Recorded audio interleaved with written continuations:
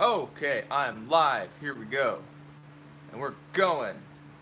And nobody's watching yet, but that's okay. So for those that haven't tuned in yet, since nobody's tuned in yet, um, basically this is just going to be me going over anything y'all want to talk about. So we'll just let the folks roll in. There we go. We got somebody. I don't know who you are, but we got somebody. So here we go. We're just gonna be. I'm gonna be cleaning my guns. We brought up to the range the other day, yesterday, when I tried to do my other live video, and it did not work. So first off, I'm not in my truck, so I hope the audio doesn't suck. I have a fan going in the back, and I'm doing good, doing good. I have a fan going, so hopefully that doesn't mess up all the audio and everything. But it's hot, dude. It is stinking hot. All right. And I'm a wuss. It's hot, I say, but it's like, it's 87 degrees, but it's humid. Nasty. I just got done doing the yard. So anyway, I'm going to be cleaning stuff. Think of any questions y'all have. Audio's fine. Cool. Any questions y'all have about anything, any of the videos I've done before, any gun-related stuff, I do not declare myself to be an expert, and I do not know everything. I don't. That's should be pretty obvious if you've watched many of my videos. I obviously have a lot to learn. But I figured I'd give this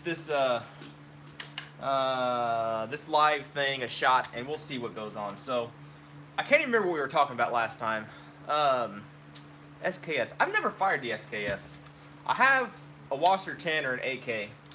But I don't know. I have friends that tell wonder stories about their SKS, and they say it's, you know, super awesome and amazing.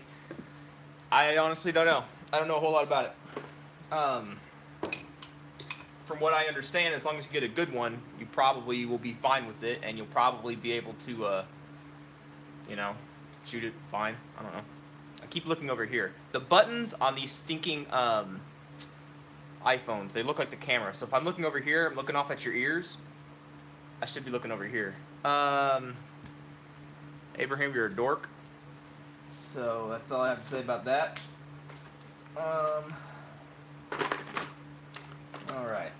And anybody that's looking into these things, quick shout out to these folks. The Trigger Safe guys, James Gray. He's doing a deal right now. All caps for a discount code, okay? All caps, Caleb, C-A-L-E-B, 4. 4. Count them. I keep looking at that camera again. 1, 2, 3, 4, okay? So I think that's like 15% off. So, check that out. He put that down in the, he put that down in the video I did for his deal. But anyway, that's that. This is still going. We still got 4 days. I checked. Your name's Caleb? Caleb. C-A-L-O-B. Is this pronounced the same way, Caleb? I don't know. Interesting. Giveaway is still going. We got the Shark Arms. There's really, the only thing Shark Arms about it is it came from them, because it's a Colt. Cool. So it's just a Colt 11.5-inch upper. And to answer some questions some folks have had before, if you win this, okay, I'm only, obviously, and I probably should have put it in the terms and conditions, and I hope the person that wins this better live in the continental U.S. or I guess in I think I could ship it to Alaska and Hawaii, but I can't ship this to like Zambia or some random place because there's like ITAR stuff and things. I'm not going to get involved in that. But whoever does get it, yeah, if you get this, is this a short-barreled upper? It's not an SBR, so you can use this. You just put it on like a Virgin lower, right? Not you can't get your rifle lower and then put a pistol buffer tube on it. And Arkansas should be fine, yeah. But you can't get a rifle lower, you know, like you have to go with something like this. Either something you make or you get like a braced thing. And you can use this, right? I could put these together, but I don't want to mess this thing up. I would really have liked to bring this out and shoot it, but I can't. So you'll need either a registered SBR or just go out and get a, if you don't already have one, just a Virgin lower, and then you can shoot it all you want, have fun with it. But anyway, it's still going. We got 4 days. We have 111 people signed up so far. Been like 35,000 points. I put a lot of points out this time. Go down, Caleb, go down to one of my other videos. I'll try to post it somewhere, but go down to one of my last videos and or resell it. Yeah, you could resell it. I'll put the description somewhere, but go to my last video, my giveaway video, and there's the description in there, or the link to the giveaway. Also the pencils from Abraham. I was calling a dork, my brother. Those things. That's third, second, and first prize. But anyway, I gotta get cleaning. What else y'all got? What's going on? I know Luke. I don't know where he is. He said he's gonna come in here, and maybe he's already in here or not. But he was asking about some stuff because he was out there shooting with me the other day, and he has a lot of questions. Him and his brother, they have a lot of questions, and it's fun, and I'll make fun of him a little bit because I would do it the same way to his face. But they readily admit they don't have a lot of experience in firearms and stuff, but they're very eager to learn, and that's a good thing. And so I think that's awesome. And so it's funny when they have a bunch of certain kind of questions. They have a lot of certain kind of questions, and it's just funny to listen to them. So I'm going to answer one of his questions real quick about match rifles, okay? You just said you want to join the Marines or the Army. It takes a special person to be in the Marines. I guess it takes a special person to be in the Army as well. So it depends on your job. What job do you want to get? If you want to be a ground-pounding infantry guy, well, if you just want to be straight-up infantry, the Marines isn't bad. But I know plenty of guys, if you got the balls to do it, I know plenty of guys that will, that are in like the Army, what are they, the Rangers. There's some hardcore dudes, really cool dudes. So, I don't know. And it's, I don't know. I'm not going to get into the whole thing of like, yeah, the Rangers are basically like Marines, because Marine boot camp is harder and all this. I don't, you know, whatever. It is harder, but Alert kicks all their butts. So, so you're 5 and you're 14 now. Hey, 14, you still got time to think about it. Talk to your recruiter. Figure out exactly what job you want. That's the thing. In the military, whether it's, and I don't even discriminate against Air Force now because I'm married to it. So Air Force isn't that bad. It's more of a company, you know? It's more of like, you know, a company that's going to take care of its people. That's the way I see it. They're not as military-esque as like the Army or the Marines as far as I can tell. So you can actually learn some trade craft in different fields and stuff. So that's interesting. Out of the Navy. You're out of the Navy. I'm getting people confused. And I'm never going to get these guns cleaned. You're out of the Navy. The Navy's cool. I don't know anything about them. Some people would say that the Marines are just a part of the Navy. And I guess they're right. A little bit. A little bit. Being deaf, yeah, that would suck. Sorry. That's not very fun. But at least you have an excuse. There's some people that never join. I don't know. But anyway, going back to Luke's question, talk to people who have just been on the Army. Your questions all disappear too fast. I can't read them. How do I? Oh, there we go. People who just have.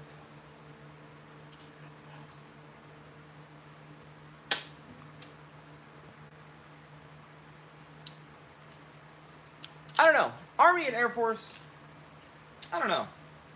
Pros and cons. Pros and cons. I wish these wouldn't go away. Yeah, you don't believe what recruiters say necessarily. I probably shouldn't say go to a recruiter. Go to somebody, find out. Okay, this would be my advice to anybody in the looking to go into the military. Okay, let's take back everything I said. Don't take it back, but this is what I would say. Find a field of work that you want to do in the military, whatever it is. You want to be in finance, whatever. You want to be a ground pounder, you go do that. Artillery, you know, you want to be a pilot. Find what field you want to do, right?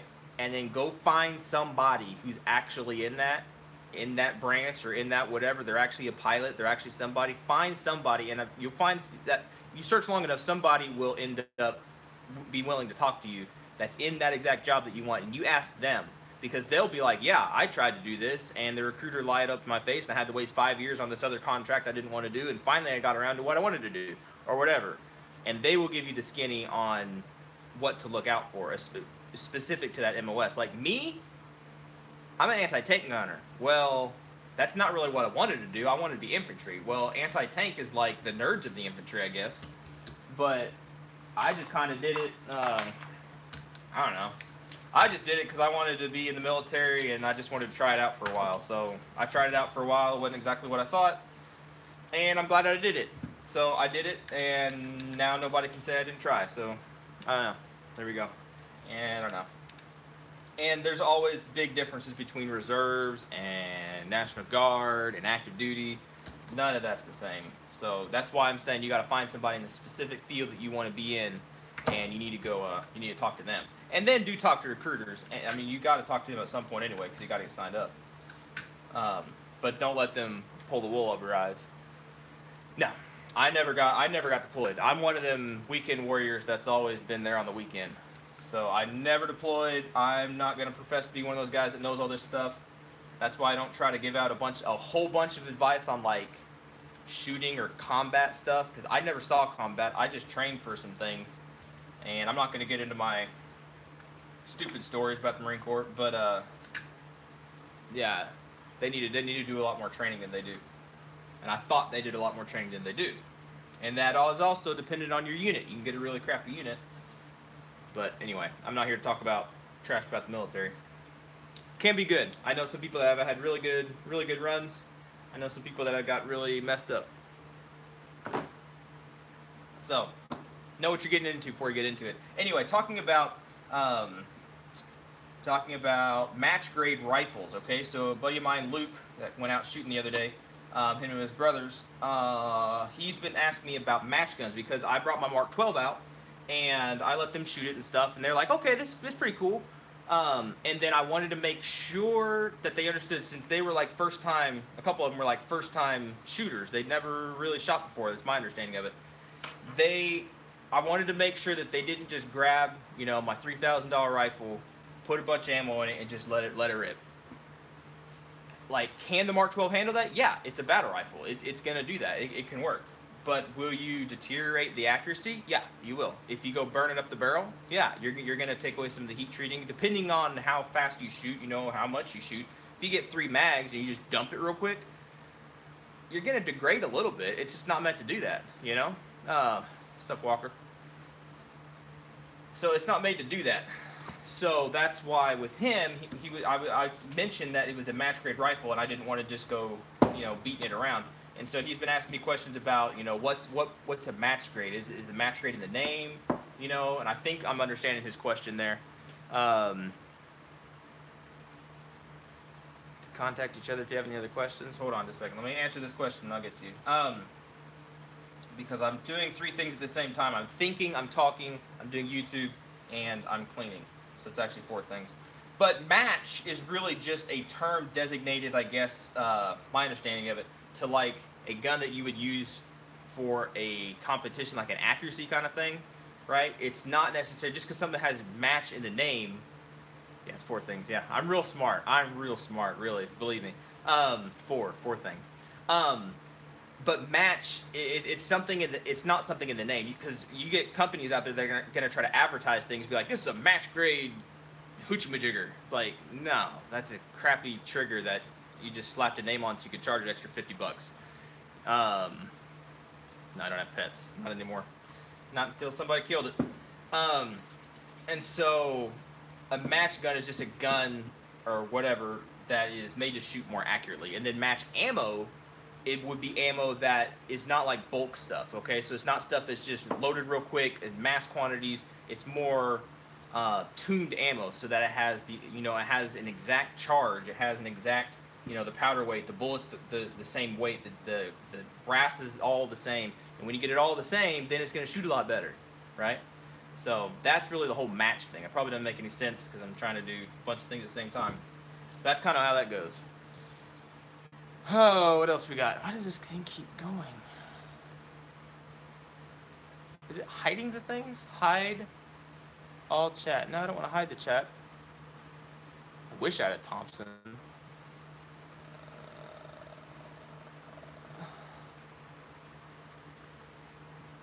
People are bullying you? That's not very nice. Illinois, is there a way that we can contact each other if we have any questions? I thought YouTube had like messaging thing. Maybe it doesn't. Hit me up on Instagram.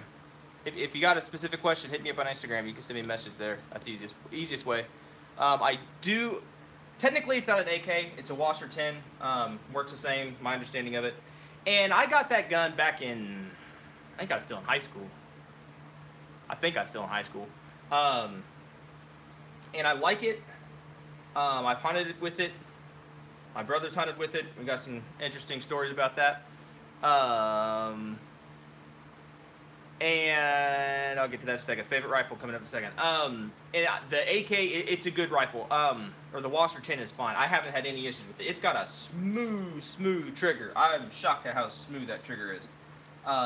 And I did do a no-no. I took a Dremel to it.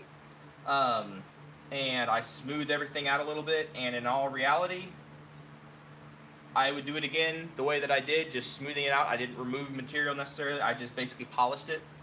Because there are some AR triggers that I have tried to smooth out, and I took too much off, and they are now dangerous, and I can't use them anymore because they will go off when they're not supposed to go off. My favorite rifle right now is my Mark 12 Mod 1. Favorite rifle, simply because of that whole system, and anybody that I really get down and sit and talk to, probably get sick of hearing this, but the Mark 12, and the reason I really liked it is it is a system. It's a system built around a cartridge, basically. It's built around the Mark 262. The whole thing is made to operate and to work together. Like the barrel, I mean the bullet works perfectly for that barrel, and that barrel works perfectly, or kind of going backwards, but for the muzzle brake, for that suppressor, for that kind of gas system, for all that. The scope, dang, that scope. My brother, he's on here, and he can get testimony. We did not get it recorded. I really wish we had. Last year, he had a one-shot kill on a deer at 400 yards. And that's just with using the turrets, using the right ammo.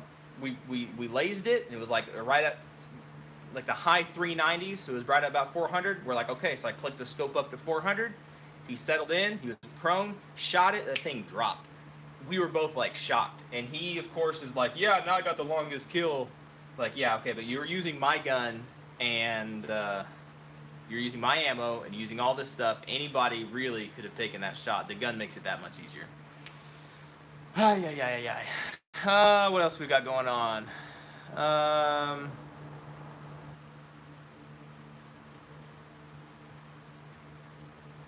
Let's see. You should be proud of yourself. It's a great accomplishment. Great accomplishment, Leonard. If any of y'all know what that's for, let me know. Alfred, the lapping, I'm going to put that video out on Wednesday. I will tell you, I think you saw on my gun, it went really well. I think you did. I don't want to give any spoilers. I will say it did make a difference. I'll say that. It did make a difference. Watch out for that video. I'm going to try to post it on Wednesday. Let's see. I already said my favorite rifle. How many guns do I have? That's for me to know and you to find out.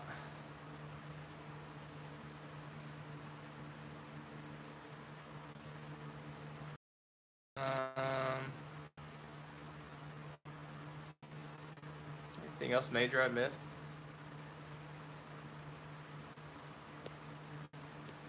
I don't know.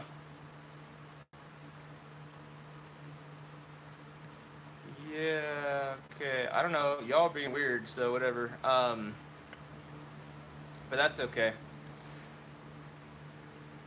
I don't know what's going on. Okay, so what? Oh, it disappeared.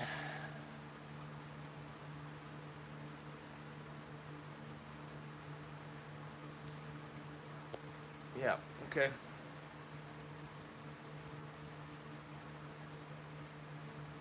Y'all are crazy.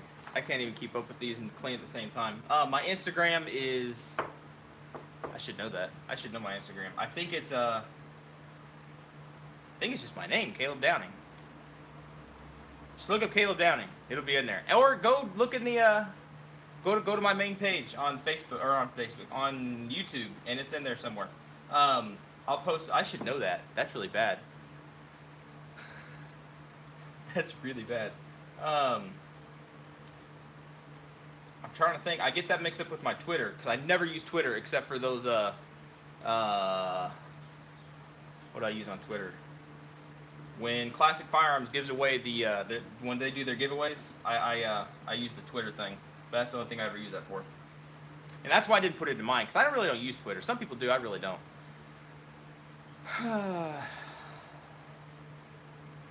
Read Dawn's comment. Dan.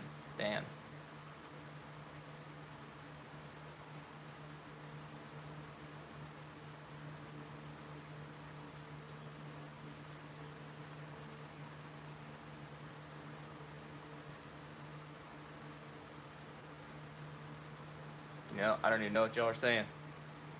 Something about waffles. I don't get it. I don't understand it.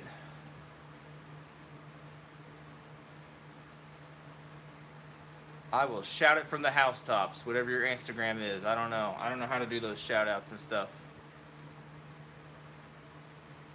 Yeah, I don't get what y'all are talking about. It doesn't really make much sense. Anyway, so that's that. So what else are we going to talk about? What else do y'all want to talk about? I'm not going to sit here and talk about whatever else is going on in the comments. That's just kind of weird. Yesterday, basically, all we did was we introduced those guys to some firearms. That was fun. The guns that I brought yesterday was my Mark 18 Mod 0, my Mark 12 Mod 1. I have my M16A4, this guy right here, clone. Obviously, these aren't real M16s or M4s. I wish. But we brought them out. They had fun with those. I'm trying to think. And the main idea yesterday really was to get my buddy his post-lap shots. So we had his gun lapped, or I lapped his gun, and secured his barrel and everything. And I wanted to see how his shot, and he wanted to see how his shot. Let's see, what else we got?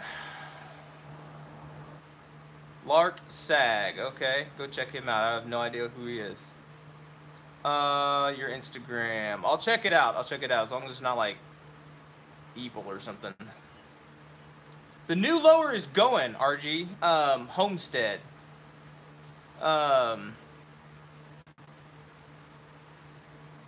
Yeah, the new lower. This is one of them, okay? I'm gonna do a video on the 5D tactical jig. And this is one of them man, I keep looking at this stupid button. Look, if you probably can't tell, especially on here, but look how clean these lines are, okay? And the light's like horrible, you can't see. It looks just about as professional as you could possibly ever want to get. It is very, very clean. And that's with the 5D tactical jig. I really like that. So the new lower, right now this is the lower. You may be referring to the one from school, the Sonoran Desert one, which actually that was a 80% arms.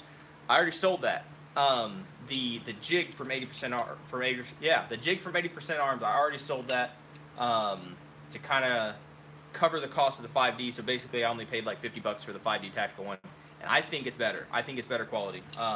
I didn't even take the 80% arms one out of the box, but from the videos I've seen and everything, I think the 5D tactical one, I think it's going to work a lot better. But I'm going to be doing a whole video. I've already done, like, taped the whole thing. I did it twice, but it's really, really, really boring to watch somebody for like an hour and a half mill out a lower, and I'm not going to do that to y'all. That's horrible. Even though right now I'm subjugating you to like 23 minutes of me talking about nothing. But y'all are here, so that's cool. Yeah, okay.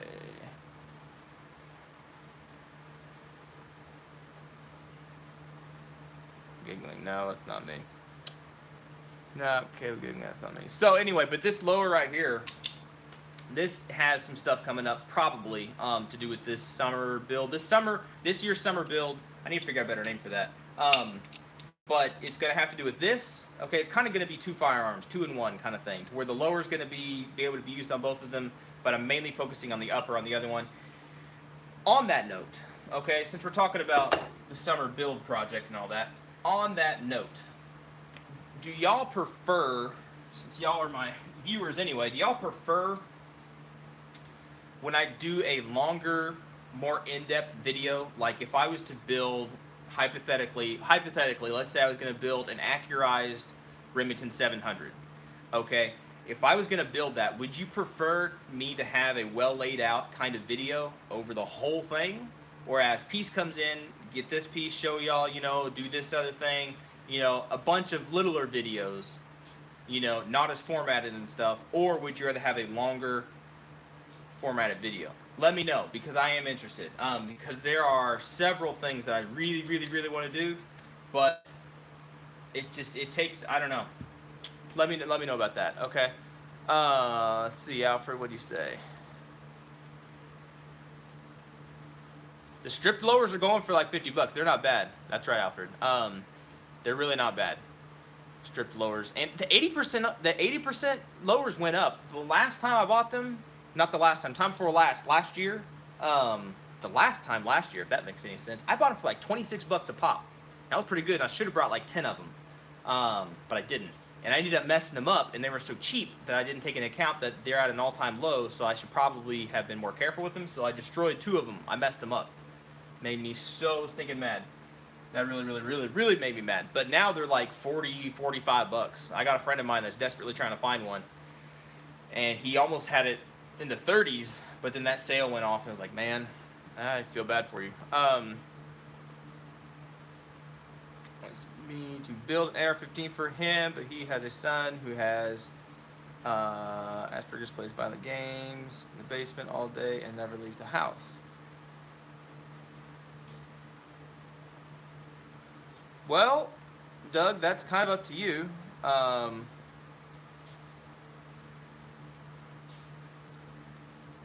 Yeah, if your is it your buddy or your brother? Your brother. Your brother wants you to build him a gun. Well, that's into a legal issue anyway, because technically, it's manufacturing a firearm for somebody else. Kind of. Nah, I'm not going to get into all that. But yeah, I would not. I don't know. To build a firearm for somebody else who has somebody in their house that could possibly be you know, go on some violent streak. I don't know. I'm all about people having freedom to do what they want to do, and it'd be up to your brother to keep the firearm secure. But still, I don't know. That is a dilemma. That is a dilemma, because I can't weigh in on that situation really, because I don't know your brother. I don't know how bad his son is, you know, like how does he actually get out on streets and go beat people up? I don't know. I don't know. That's a tough one. That's really a tough one. That's one of them calls. If you feel weird about it, don't do it. That's what I would say. Really, if you really feel weird about it, don't do it. Well, thanks. I don't think I'm the best YouTuber out there at all. There are people that actually do this for a living, and they know a lot more about it than I do. Building more rifles? Yeah. Oh, I've got plans. Yes. Commander, however you say your last name. Yes, I'm building more rifles right now. It's all in progress. I just have to get the specific time to be doing it. And to get all the pieces. That's the thing. I could be building the gun right now. My summer build project, I could build it. I could have it all. But like one piece is missing. And so once I get that one piece, then I can go ahead and put it all together. And so I'll be doing a build video on that, but I could go ahead and do that. That's what I was asking y'all earlier, and I'll look back through the comments and see, because I'm missing a lot of them. But I'll look back through. If y'all want longer videos of me having everything all laid out and talk about everything and then put it all together and then show y'all, and then I'll do more videos on like the range and stuff. Or do you want, like, you know, I'm building the upper. Okay, so we got most of these parts. This part came in. Okay, the next video. Okay, we got these other parts, and this parts came in. So now we're going to put it together, and the next video is me putting it together. You know, do you want that kind of stuff? It all depends on what y'all want, because I could make the videos, or I could just not make the videos at all and not have to worry about all this. And then I'd actually get my guns clean instead of reading comments.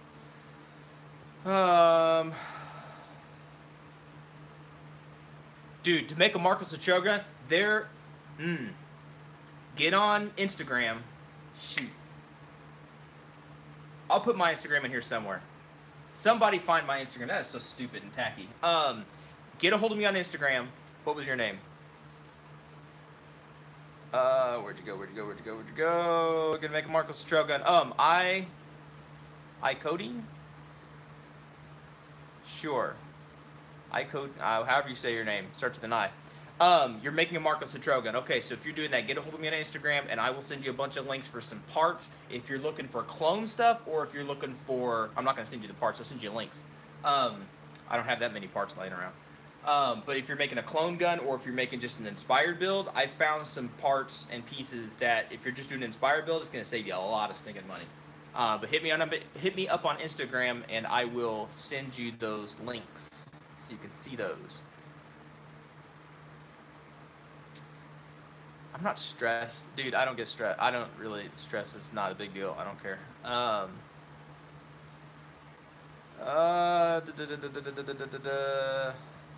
And really, that's why I got started on my Mark 12, was for Marco Cottrell. Kind of. Before I saw that, I saw my first Mark 12 out in the desert, and I thought that was really cool.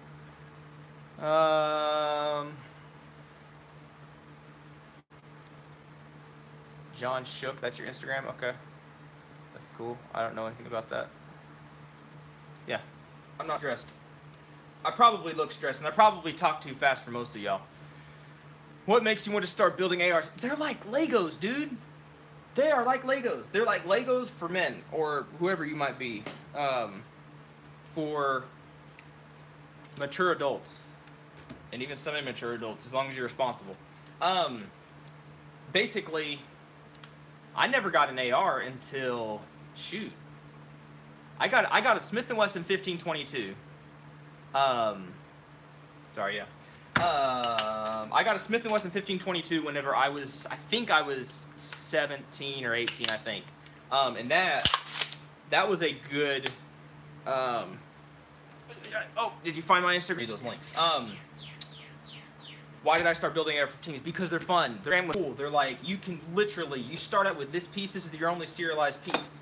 This piece right here. This is your only serialized piece. You get this thing, and if you do it 80%, then everything else you can get shipped to your house. And you can go banana crazy. Like, if you want to get an SBR, well, right nowadays you don't have to do that necessarily, because you get this thinking, you can get all the braces and do all that stuff. You just gotta be careful about your overall length if you're gonna put like a pistol grip on it. And depending on what states, I'm not a lawyer, don't get yourself in trouble in your state, okay? But if you want a shorter barrel like this guy, the 11.5, okay? Or you want to go the extreme opposite. You want to get a whole big old 20-inch gun, okay? Or you get a 24-inch, a match gun or whatever. I mean, or a varmint gun. You can do whatever you want to do, and you can build it however you want to build it. There are so many parts from, like, endless suppliers of people. There you go. Okay, I got your message. From endless suppliers out there that you can get all these parts to build AR-15. So it's not in an all-time low right now. Right when Trump got into office, it was at an all-time like low as far as like cost. You could get an AR for like dirt cheap. I'm talking dirt cheap, because there was so much of it. Because everybody was stocking up for in case Hillary got in, and thank the Lord she didn't. But just in case she got in, everybody was like getting so many stuff. Oh, you are. Ha! See, y'all need to have your own names as the names. Dang. See, you get people confused. That's why on my Instagram and stuff, whatever, it's just my name, and it's boring because that's who I am. I don't make other names. Each to his own. That's cool. That's cool. But everybody had all those lowers and parts and pieces and stuff ready to sell in case Hillary came in, and it didn't happen, so there was a surplus of it. Now that surplus has dried up a little bit, and so there's still a lot of pieces out there, but you're seeing a lot more pieces be out of stock. A lot of those super sales, well, they're not so super anymore, you know. Changed for an old YouTube account. That's cool. That's fine. I'm not making fun. I'm just laughing at you. It's okay. But that's kind of why I got into AR-15s. My first one, like I was saying, I got on a rabbit trail. My first kind of AR-15 was that Smith & Wesson 1522, which is not an AR-15. You know, it's a dedicated 22, and it was awesome. All right, and then I actually got my first real AR. I think I was either in the police academy or I already had my job. I can't remember if I was deputy sheriff then or if I was already in the police academy. I don't remember. It was around that time period, and I wanted to get one for work so I could carry it. And I just wanted to get one overall and just have one. And so That's why I got into it. And then once I got it, and I bought my first one, and then immediately I built a pistol AR, and I carried that. If you've seen my micro, the only SBR I have right now, the shorty, the 7.5 inch, that was a pistol, and I carried that thing. And I pointed that thing at people, and I've never had to shoot anybody. Thank the Lord, never had to shoot anybody. But it's come pretty close sometimes, and having a very short gun for very specific situations is very nice. Even though it is a 223 and a 7.5 inch gun, you're losing a lot of your ballistics and stuff, but that's still going to hit harder and be a little bit better than, say, a pistol. At like 50 yards or so? Yeah. I don't care what people say. Yeah. That's my opinion. That's my opinion, and I'm sticking to it, and it's mine, so there you go.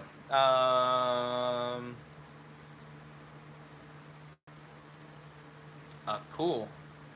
Well, that's sorry about your dad. That's cool. You got a 67 Chevy. That's cool. Sucks about your dad, though. You do pistols as well, or do you just normally buy yourself a pistol? Pistols are... Let's see. All right, pistols and then that. Okay, so pistols... I've never built my own pistol. I've come very close, especially now that they have the 80% jigs and stuff for Glocks. And I think they have it for the SIG P320. I think they have an 80% for that. I think I've seen it. And I've thought about it. I actually went ahead and bought an 80% 1911. And I was going to build that out, but I just kind of lost interest and needed the funds for something else, so I sold it. Actually, I sold that on eBay. And I was able to do that. That was crazy. I'm surprised it didn't get flagged or something.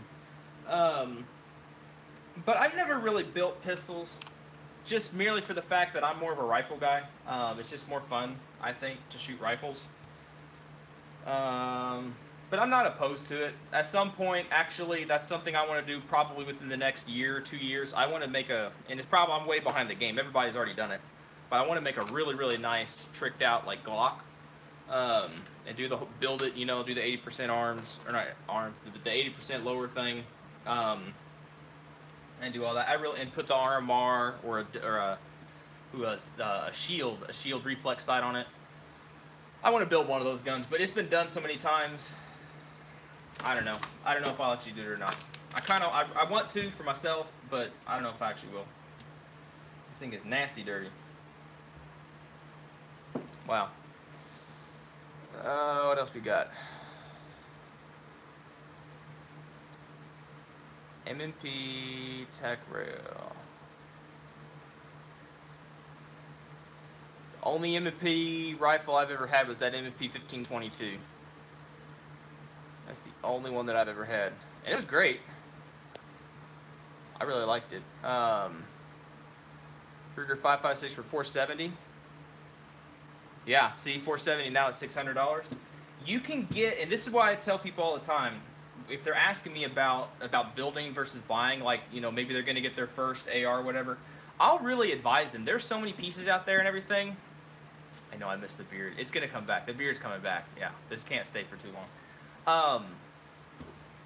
Man, got me talking about my beard. What was the question I was answering? Okay, so building versus buying. I don't know if I've completely done a video on this before, but what I tell people is if you go buy a cheap gun just to start out with, okay? Whatever you're going to get. You're going to get a PSA gun. You get a PSA gun for, like, by the time it's all said and done, $550, $600, okay? By the time it's all said, transfers, shipping, whatever, it's all done.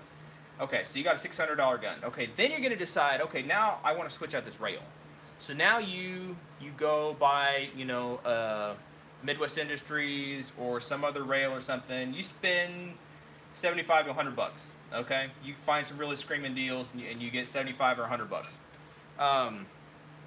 And you get that, okay, and then you're going to change out your butt stock, okay? So that's another $50 because you get that, and then they also have, you know, the pistol grip you're going to get, so that's another $50.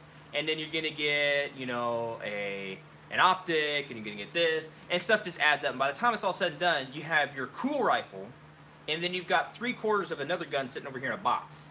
Well, to me, that's bad, because then I'm going to want to finish that rifle, and then I'm going to look at that rifle and say, hey, that's a cool rifle, but it's just a beater gun, so I'm going to change it. So it's like an evolution. It's like a what is it? What is it? It's something that never ends. It just goes on and on and on and on and on, and it just keeps going. And it's frustrating, and it can annoy your wife to death. Okay, if you're married, and if you're not married, you have a girlfriend, or if you're still living at home and your parents are like, "Why are you spending this much money and time on firearms?" Yeah, that may not go over too well. But if in the first place, if you think and you get a well thought out idea of like, hey, I want this gun, and I want this gun to do this. I want it to be a reliable gun, okay? Or I want it to, I just want, a tack driver. I want something really, really accurate. Okay, well, just start out with your lower, okay? And then figure out. Well, a buddy of mine's doing the same kind of thing, and I'm trying to help him out as far as he wants a gun that's reliable and kind of a varmint gun. So more or less an accurate gun, and obviously needs to be reliable. Okay, and so the main things for him, this doesn't matter. These are all the same. You can get billet ones, you can get whatever, but these are the same. This does not really affect your accuracy. So get the cheapest lower you can get, unless for some reason you want some specific name on it, but whatever. Your upper receiver doesn't really matter that much. If it doesn't matter to you, if you're not doing a clone thing, because that's a whole different rabbit hole to go down. Whole different animal right there, okay? Clones are their own thing. But an upper receiver is an upper receiver in my book, okay? I really don't have any problem with it.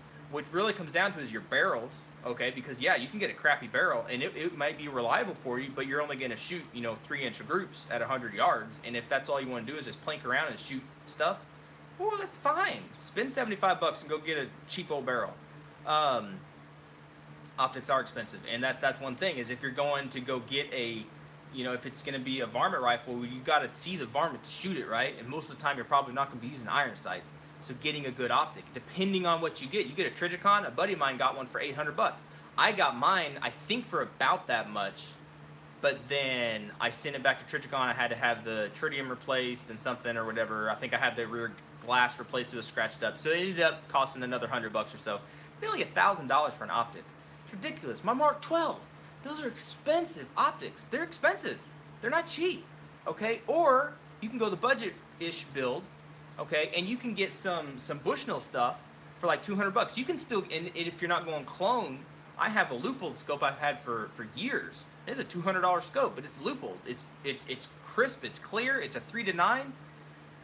It's everything you need and just a scope. If that's what you need, it's just a scope, and it's great. So that's all being said, is figure out exactly what you need and then spend the money on the parts that you need. You need your good barrel and your good trigger, okay? So you spend some money on those. You get a Geissele or get whatever. And then you get budget stuff like your lower and your buttstock. Maybe you don't need a Fruit Loop buttstock. You just need some whatever buttstock. You're not going to suppress it, so just put an A2 birdcage on it. Save yourself a crap ton of money. And then by the time it's all said and done, you may have spent a little bit more than when you first, back up. You may have spent a little bit more than you would have initially if you just bought a beater gun at first, but you're going to have the gun you want. And so in the end, you're going to end up saving money if you build out and budget your gun and you build your gun. That was probably the longest, most confusing explanation I've probably ever done. That probably made no sense. Wow. See, now you know why I don't do these videos a lot, because I just go on and on. How long does it take to build a rifle yourself?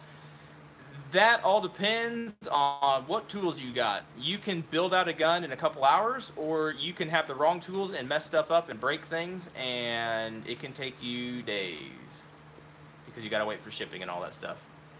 I did get some Instagram stuff. I can't check it while I'm on here, though. Let's see. Budget-ish, yeah. Yeah, never-ending cycle. That's what it was, Steven. See, I can't think and talk at the same time. It's so dumb. What else, y'all? What else? Or some stuff on here. This stuff, I got this from school, and I actually like it. Where's the word? Modern Spartan Systems. This stuff right here. Focus. Modern Spartan Systems. They make this carbon destroyer and this accuracy oil. I don't know if the oil's accurate. I don't really know what that means or whatever. But this stuff I'm kind of running out of this carbon destroyer, and I kind of want to get some more. It works really pretty well. I used to be a big frog lube guy, and nothing against them. That's fine. Actually, if you smell and look, I know you can't smell it, but down in there, there's some frog lube.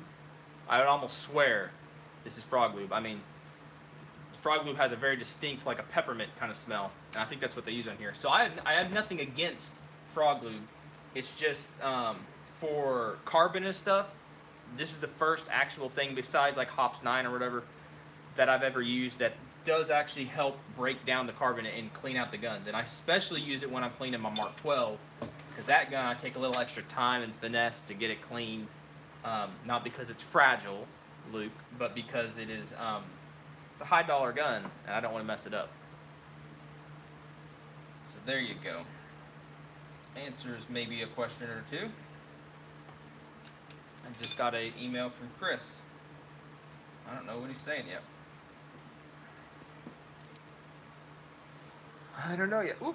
That makes sense. So there we go. So anyway, what else we talking about? What else do y'all just dying to know that I can answer? Maybe I can't answer. I'm trying to think. This stuff, dude, you get some bubbly water. I've gotten hooked on this stuff. Not just that brand, but just seltzer water in general. Because I try not to drink a lot of pop. I really try not to drink a lot of pop. Because it's just not good for you. We all know that it's not good for you. But that stuff kind of curbs your addiction to get that bubbly, to get that fizz going.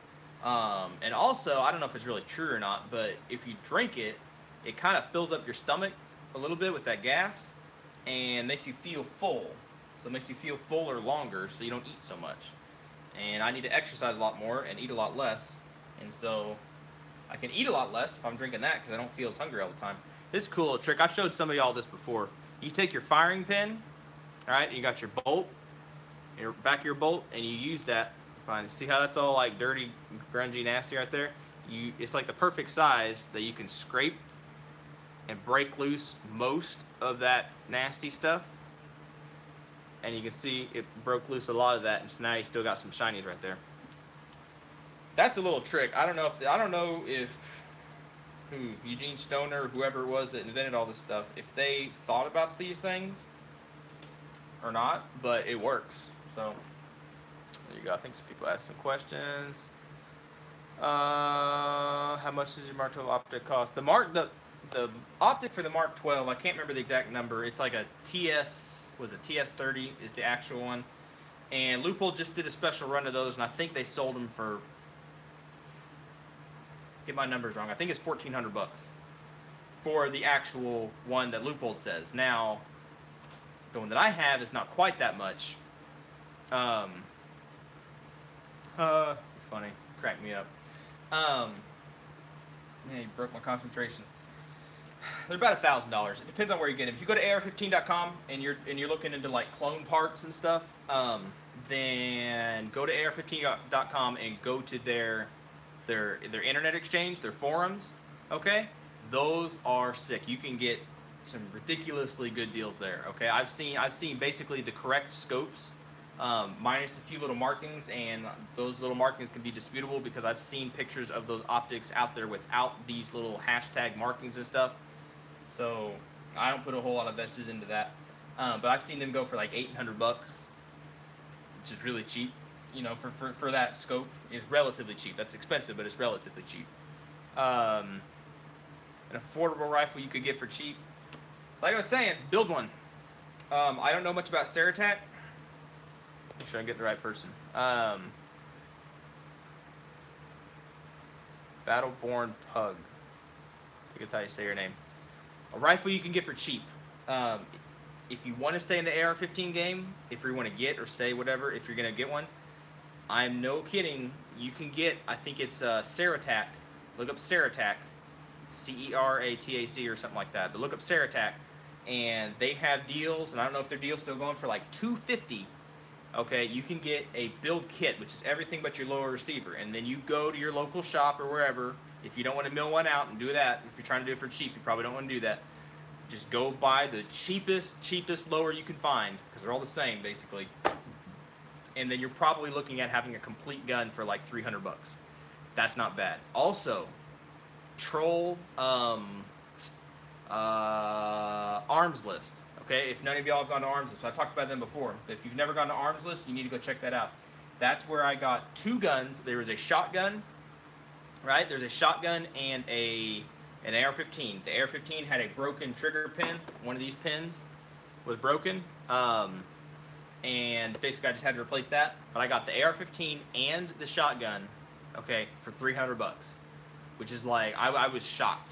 And it was on there for a little while, and I was like, somebody's gonna grab this, and I kept emailing the people and trying to contact them. I was like, hey, I have cash. I'm passing through your area. I really, really, really want to get this. I didn't want to sound too eager, or they would like up the cost on that or something.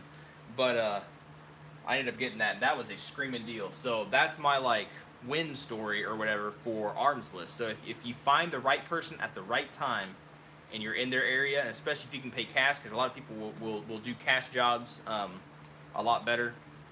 They'll be a lot more willing to work with you, especially if you show up and they see cash. People don't want to see cash walk away from them. So if they're trying to sell something, and I'm not saying to try to lowball somebody, but you know, trying to get a really good deal. You can probably get a good deal on an AR-15 or even another gun for cheap. As far as other guns, like other carbine or a rifle, I'm trying to think. I don't own a whole lot of other stuff. I mean, the AKs are out there, but they're still like in the $600, $700, $800. They're not really cheap. Go to what, Arms Unlimited? They don't have all the guns. They have some guns. Arms Unlimited has some stuff. But then I would check. A long time ago, I used to check Bud's Gun Shop a lot and just see their trade-in kind of stuff. Well, thanks. I appreciate that. I'm gonna shout out my channel. That's nice. For the Marcus Luttrell inspired build, should I paint it FDE or go ahead and buy the FDE? That's up to you.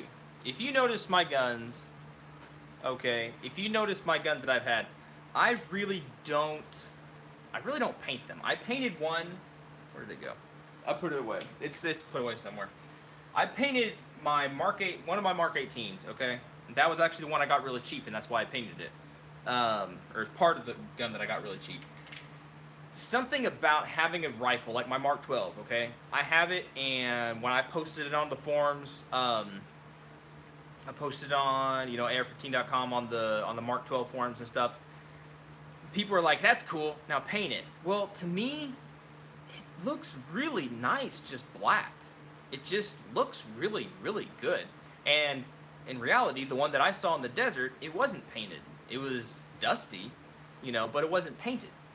So that's totally up to you. If you're going to go off a clone kind of thing, like you're trying to do Marcus Luttrell's gun, then I would say if it's any cheaper, just buy it black, get it put together, and then spray paint it, because that's what they do anyway. They don't do all the fancy coatings and stuff because their environment changes, so they break out another paint, they spray paint, and they spray paint it. That's my understanding of it. Again, I'm no expert on that, but that's my understanding of it.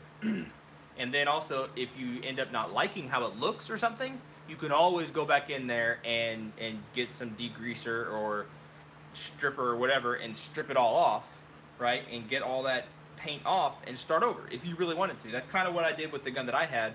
And now it kind of looks cool now. I will admit, because it looks like it's been painted like half a dozen times, which it kind of has on different levels.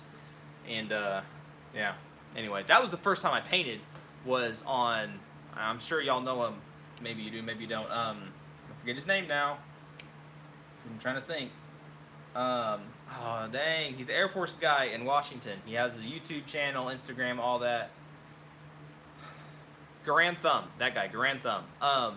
He did a thing a while back ago where he painted his gun, and he was like, he did some contest thing where whoever submitted one that was like in gold and blue, which I guess like for Air Force colors or something, that they would win something. And so I went out to the store and I bought like this highly reflective, you know, gold color, and then this blue with like gold speckling in it, and I painted my gun just for kicks and giggles. I didn't win. I thought I should have won. Kind of got a little butt hurt, but that's okay. We all get butt hurt. That's fine. That's okay. That's the first time I painted the gun, and that's the only gun that I've painted, because after that, I just, I don't know. I just repainted that one, kept redoing it. Okay, let's see. What else you got? Dream gun, dream vehicle? That's a tough one. Probably dream vehicle. It used to be the Honda Passport. You are like, man, you're gay. Well, probably I am. But I think it's because my brother really liked that car growing up, and that's when that car, it didn't come out then, but I mean, it was advertised a lot, I guess. And it looked really cool, and it had a basset hound in the seat, and I liked it. I thought it was cool. So I kind of like that car, but then in reality, my dad's old Honda Accord, his 84, 85, I think. Honda Accord. That thing, we did so many things in that car. That car, it's not running now, and I blame my brother because he ended up taking pieces out of it. He wasn't supposed to, I don't think. But that's neither here nor there. He's probably not still watching, which is fine, so I can say what I want about him. Because I'd say it to his face, and I already have. But someday or other, we want to kind of rebuild that car, that 1984, I think it is, or 85. To rebuild that car and basically not make it anything special like a rice burner, like street racing car, but just a fun car. It always got great gas mileage. It handled great. We tore up those stinking country roads, and that thing would do 180s. It'd do whatever. You'd be shocked at how horrible, what horrible roads we put that stinking car through. It's probably not what you're looking for. I like my Tundra. Nothing wrong with my Tundra. I don't ever want to get rid of it, unless it's for another Tundra or something. But a dream car, if it's just a dream, like, yeah, I want to have that car someday to fix up or whatever, probably my dad's old Honda Accord. Probably not what you're looking for. But that's my answer, and I'm sticking to it. I already said that once. Let's see what we got. I want an AR-15 in OD green and desert tan. Well, do it. Paint it. Go for it. Nothing wrong with it. We only have 10 people watching. Hey, I would still talk to myself, okay, if nobody was watching. So I appreciate it. I appreciate it. It does give me an audience to talk to people, though. It's cool. Yeah, keep it black because, yeah, it looks good anyway. Chevy or Fords? Well, okay, that's an interesting one. I've always said I would never own a Chevy. After being a cop and driving a Crown Vic and putting that thing through what I put it through, I would own a Ford Crown Vic. I would own one of those. If it was a Police Interceptor model, I would own one of those. All the other Fords, I don't know anything about, and if I'm wrong, I want to still stay in ignorance, but I think the Crown Vics are made different a little bit. They're a little heavier duty. And I would own a Crown Vic. That's about it. But other than that, Chevy. I like Chevy. Chevy Ford truck. I've never owned a Ford truck. I can't speak of that. The only Chevy I've driven, I killed it because I didn't know anything about cars. I'm not a car person. You probably can tell, but I'm not a car person. And long story short, my buddy and I were coming back from hunting a long time ago, and the car would not go over like 35 miles an hour. And it was driving me nuts. And I was trying to get home, and I was like flooring the thing, and it would not go. It was like, it just wasn't working. And we were going downhill, and it would not go faster than like 35 miles an hour. I was like, this is horrible. And we got about 3 miles out of town, and the thing completely dies. Well, stupid me, I completely seized up and burned the engine to death. So I burned it up. So that's how I don't know much about cars. Or trucks, really, necessarily. And that was my dad's Chevy. I think he was a little upset about that, but yeah, I feel bad. I killed his Chevy truck. And that was a cool Chevy. I don't remember what year it was, but it had like the square headlights and stuff. It was cool. But anyway, the only reason it died is because I was an idiot and I don't know how to operate those things very well. Alright, here's a trick, okay? If y'all ever have these things, the Echo Triggers, these guys, Echo Trigger, it's not full auto, right? This is the Echo Trigger, see? Okay, scary. This is like your sear. This is would be where your like full auto sear is, right? In a like a full auto gun. This is not full auto. When you go to put your upper onto your lower, it won't go on because that sear's there. Okay, so what you got to do is you gotta make sure it's in the binary mode or whatever. Okay, don't let the trigger go, or don't let the hammer fall. Okay, but you got to pull the trigger, or you got to push this down a little bit. You got to pull the trigger. I think it is, right? Yeah. Basically, you got to push the sear forward. Okay, don't let the trigger go, or don't let the hammer go forward. Pull your trigger. Ah, there we go. And see how this guy is now forward. If he's forward and you're holding the trigger down, your upper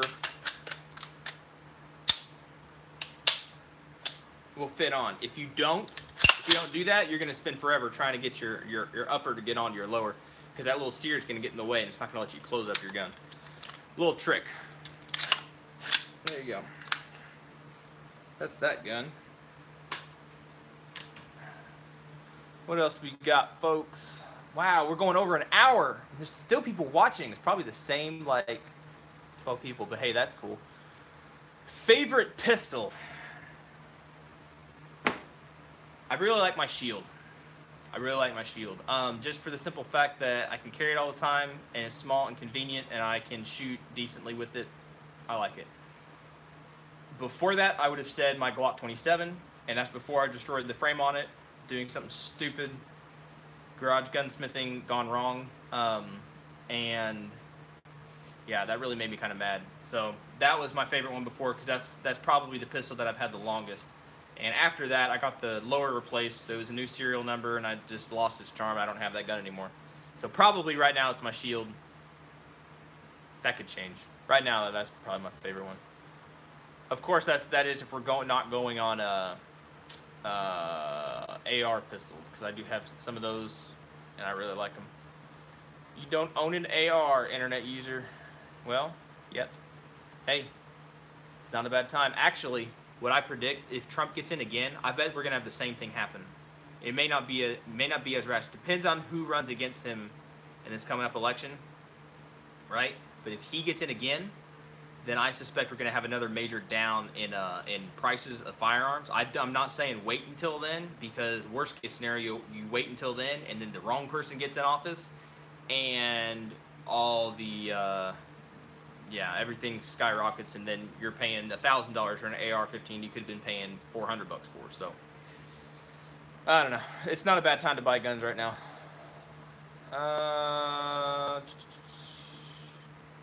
Where am I from? Where do you think I'm from? I've said it before, I think. And you can't tell with my like accent and the things that I say. I say y'all a lot. Figure, yeah. Where do y'all think I'm from? That's an interesting question. Let me know. Where do you think I'm from? Where do you think I'm from?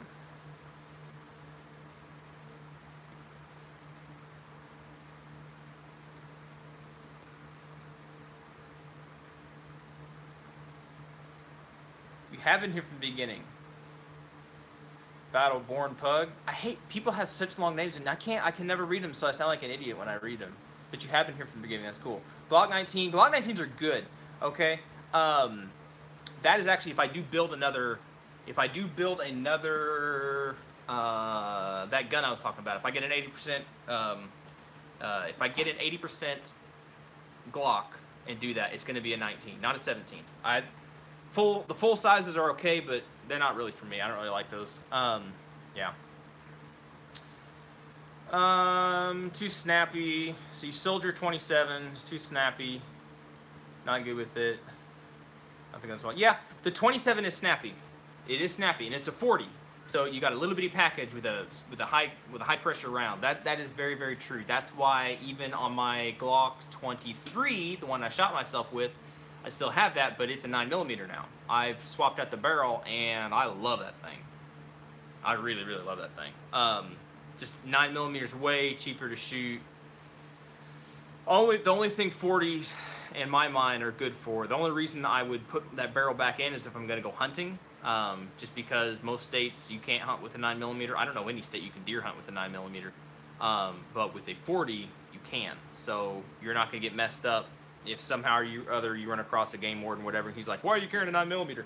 Granted, if you have your concealed carry, then you can do that, but 40 is fine. But yeah, the 27 was snappy, and it was small. I liked it. It was small. I carried it on my ankle all the time as a cop. That was my favorite gun at the time. Let's see. What else we got?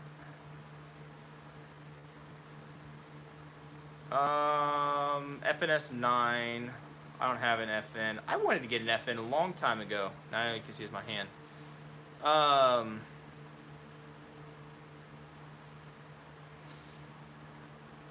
How do you say your last name? Tom?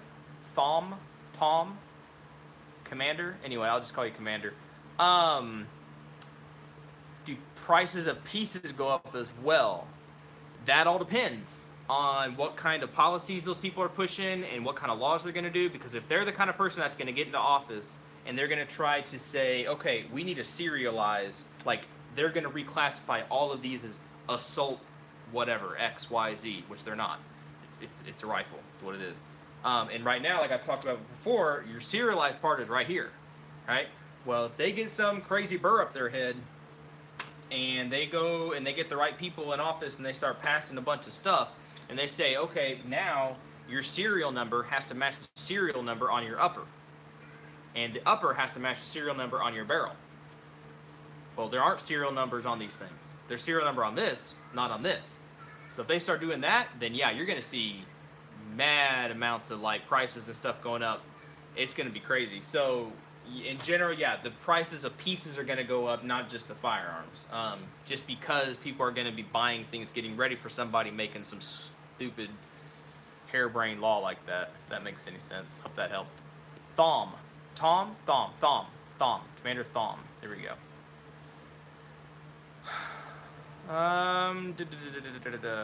Let's see.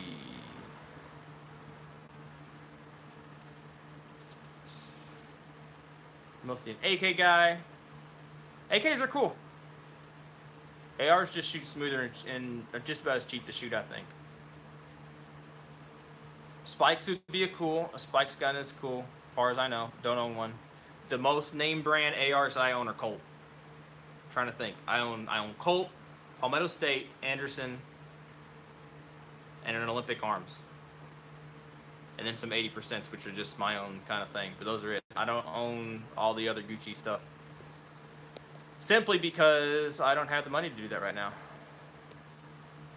Nope, not from Virginia. Not from Louisiana. Not from Alabama. No. Not from Tennessee. Not from Texas. You're getting warmer. Louisiana or Texas. I'm not from Louisiana, folks. I'm not Cajun. Alfred. Okay, so my Scorpion. That is my home defense gun, okay? And I think I thought I went over in kind of detail on that as far as why I have that gun, what its whole purpose is. And it's mainly because it was a really cool gun that I really wanted, and my wife was super nice enough to allow me to buy it. It was cool. Very cool. And since I have that 100-Town Arms, which I'm going to do a review on that as long as YouTube doesn't say you can't do that anymore, and then I'll just do it on Gunstreamer. Suppressing that thing in the house, I haven't shot it in the house, obviously. If I live in the country, I'd shoot it out a window just to see. But suppressing it with the 165 Freedom Hush, dude, that is so quiet. That is so quiet. Okay, and I'm not trying to be Mr. Assassin to sneak up on somebody and kill them without alerting anybody, but I don't want to blow my ears out. And I got babies in the house. I got my wife. I got, there's folks in the house. I don't want to blow their ears out. And as whatever is my sound, if I shoot the guy and he goes down and he doesn't die, well, I'm not trying to be an evil person and permanently damage his hearing. That's not the point. The point is not to damage people's hearing. So the CZ, it fills that whole niche of a carbine, pistol caliber carbine that I can shoot, and I can shoot a lot of. 9mm is relatively cheap, relatively. Okay, it's not like shooting 22, but it's cheap enough that you can buy some bulk, remanufactured, whatever 9mm stuff and just blast away and have fun with it. And with it being suppressed, it's a lot softer on the ears. My wife actually likes to shoot that gun, and it's cool and it's fun. And that's kind of my opinion on it. I like it. It's not a cheap gun. I don't know. I wish they would make. I really wish they would make more affordable pistol length carbines kind of things, because those are really cool.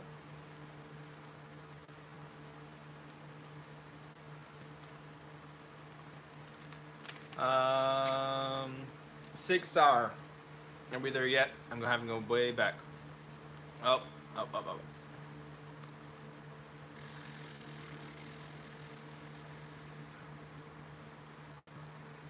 FN only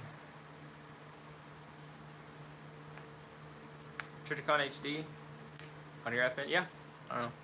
Those are cool. I don't have Trijicon HDs. I have the which one do I have? I just have whatever came on my gun. The only pistol not optics irons I ever got were the XS Big Dot, and that's just I bought the marketing and I got one. Messed up 8% lower, and the sidewall was small hole during the drilling process. Have you ever melted down aluminum preparing your own lower? Okay, Doug D. Excellent question. And I kick myself for not making a video on this. Where did it go? Stand by. I'm not leaving. I'm going right over here. Okay, I'm back. This is another lower. So, Doug D, probably we did similar to the same thing. Let's get closer so y'all can see. Staring up at y'all, it's kind of weird. As you can kind of probably tell, try to get the light. See how this is kind of a weird color, right? Same on this side, it's kind of a weird color. Like the shading or whatever is off. It doesn't look like this. It's off. That's because I use this stuff. Whenever and I have not had this problem with the 5D tactical jig, okay? So you buy good stuff, and I think it'll be a lot better for you. If you have a problem, and so far, I think this is working so far. If you drill your holes too big, right, for your trigger pins or whatever, and they get off, and your trigger's not resetting, and it's just messed up, you can try this. I'm not guaranteeing it's gonna work, but you can try this. Get this, the brazing, this stuff, brazing aluminum. These aluminum rods. They're just metal, metal rods right here. Just pieces of aluminum, and you use your little propane torch. It melts pretty readily. All right, but you use your torch. You got to get this guy in a vise or something like that. Take all your pieces out, obviously, and yeah, it looked like this. And so you heat this, and you want to get it kind of as hot as you can. You want this to be very, very, very hot, okay? And ideally, you want to touch, if this is your brazing rod, you want to be able to like touch your brazing rod and it would melt because of the heat of the lower. If you touch your torch to your brazing rod, it's going to melt right away, and it's not going to get a good, not mold or seal, what's the word I'm looking for? It's not going to adhere well to the metal on here. That's why this has to be so hot that your brazing rod basically melts to it, okay? When that happens, you're going to build up and make sure that it goes through to the other side, okay? And then you're going to have to go back just like I had to do here, and you're going to have to face it off again. You're going to have to square it off and do all that. And the problem with mine, I had to do it like 3 or 4 times on this lower, okay? The other 2 lowers I mentioned before, if you were here then, the other 2 lowers I tried and I couldn't get it. I gave it to a buddy of mine who had another welder, thought he could do a little bit better of a job, and I told him, if you mess it up, it's cool. Just, they'll be destroyed, and that's fine. And sure enough, they like melted, so they didn't work. So that is an option. Now to me, that's why this is, I think, the only gun that I have that has these anti-walk pins in them, all right, or anti-rotation pins, just because it keeps the pins at the right spot.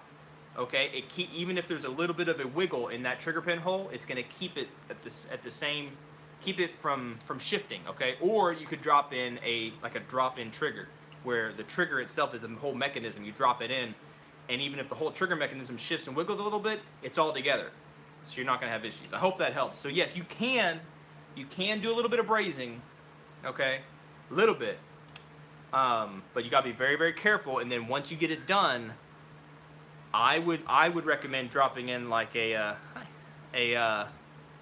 one-piece trigger or a Now my wife's staring at me. She's yeah. I think she thinks this whole YouTube thing's just funny. Anyway, I hope that makes sense. Yeah, drop-in trigger or the anti-rotation pins. Okay. Who else we got?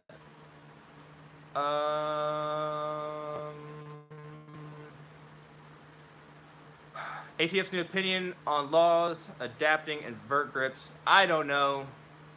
Their opinion is their opinion. That's the way I see it. It's an opinion. I don't know. I have to wait till somebody goes to court. I think it's stupid. What's my opinion on that? I think the ATF needs to be abolished. Is my opinion on that. There you go. Okay. They're good people. I just had my ATF interview a couple days ago, and he's a good guy, nice guy. I have nothing against him. I've worked with ATF people before. They're nice people. But the agency as a whole, I don't necessarily agree with it. Okay. Definitely has gotten out of hand. What's your opinion on Sig Sauer in general, pricing, quality, and sort of stuff? I don't own any Sig Sauer. The only Sig Sauer that I've ever shot is a, their MPX. Okay, so they're overpriced MP5 looking kind of thing. And I have a buddy of mine who has one of those. That's the one that I've shot. And if y'all want, maybe I'm sure I could talk him into it if y'all are interested and would actually watch a video on comparing the I think it's the MPX, right? This not CZ.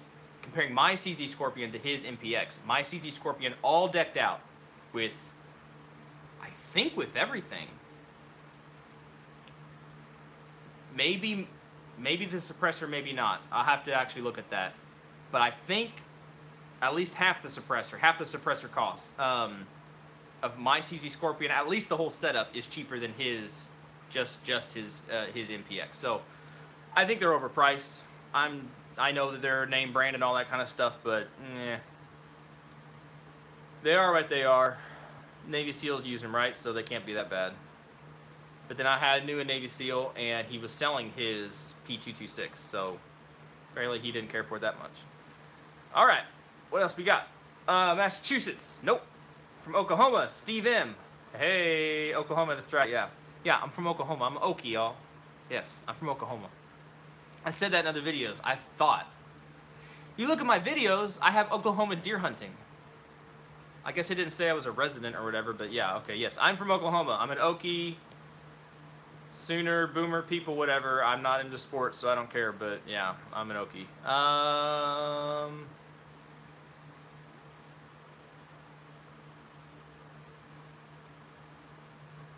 You want to be a Mr. Assassin? What?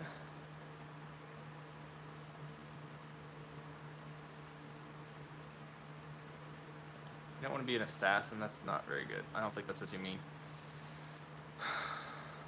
Yep, melted into the gaps. The soldering iron, internet user, I don't think a soldering iron is going to get hot enough. You need to use your, I don't think.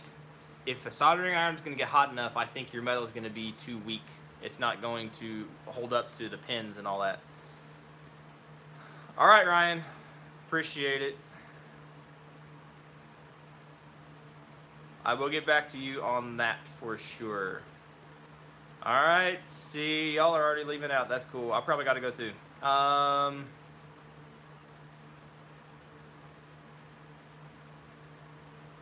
Hey, Ron 58. You got 4 fingers? 4 finger friends right there. That's cool. Oh, cool. It's formative. Banning the bump stocks? Okay. I could get on this whole conspiracy thing. And I've thought about making videos on my I've got theories that I think are like dead on. I'm talking stuff that y'all probably think I'm crazy and probably make people stop watching me, okay? Whatever. So, banning the bump stocks, that just plays into the whole thing of banning your right to own X, Y, Z firearm. Banning your rights to own firearms. Because in order for a government to take over, the people cannot be armed. And armed people, or let's just say an unarmed people, are not a free people.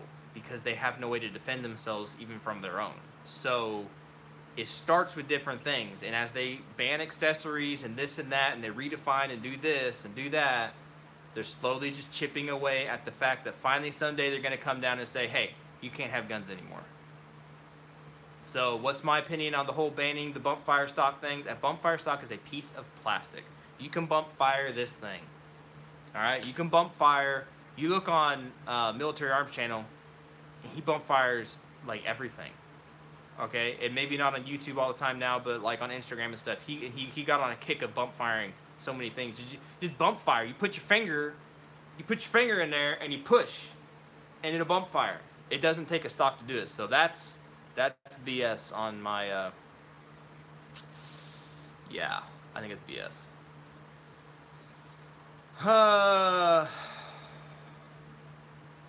Lewis C, did I announce this year's summer build? That's what I need to know from y'all. Do y'all want me to make it? I don't see. I've kind of already messed it up. I could have been building up and building up. Check me out on Instagram. It's over there.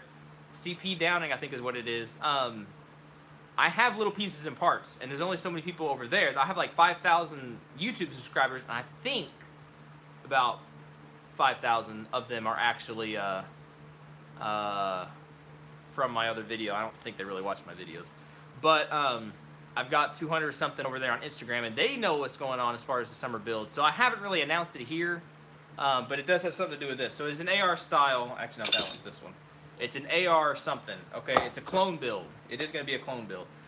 But then, yeah, it's a clone build. And I'll go ahead and ask y'all this, okay? So for the 13 of you watching right now, and for anybody else that watches this video later, if anybody's actually watching an hour and 20 minutes into the video, yeah, kudos to you. You should get a prize.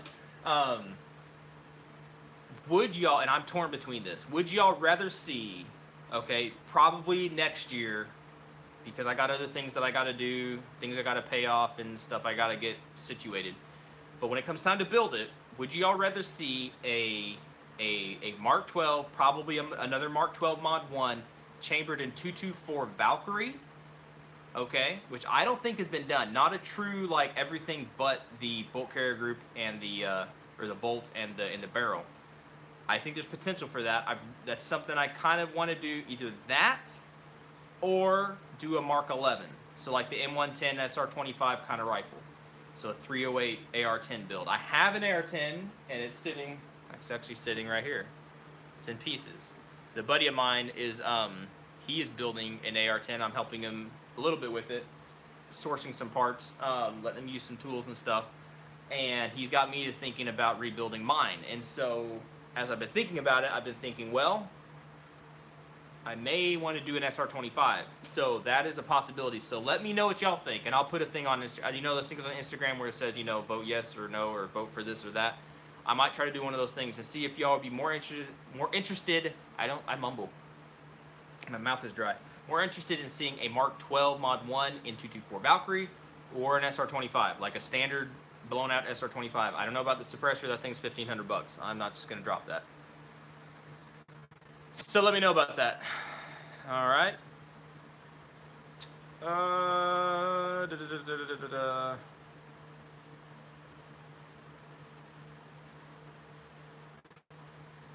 Plastic metal springs. Yep. Yeah. That's basically all it is. So they didn't have any springs in it. Appreciate it, Doug.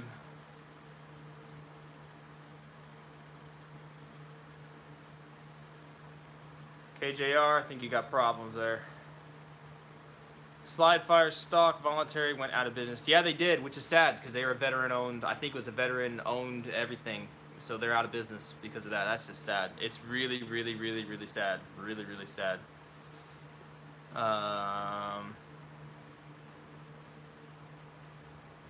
Well, cool, internet user.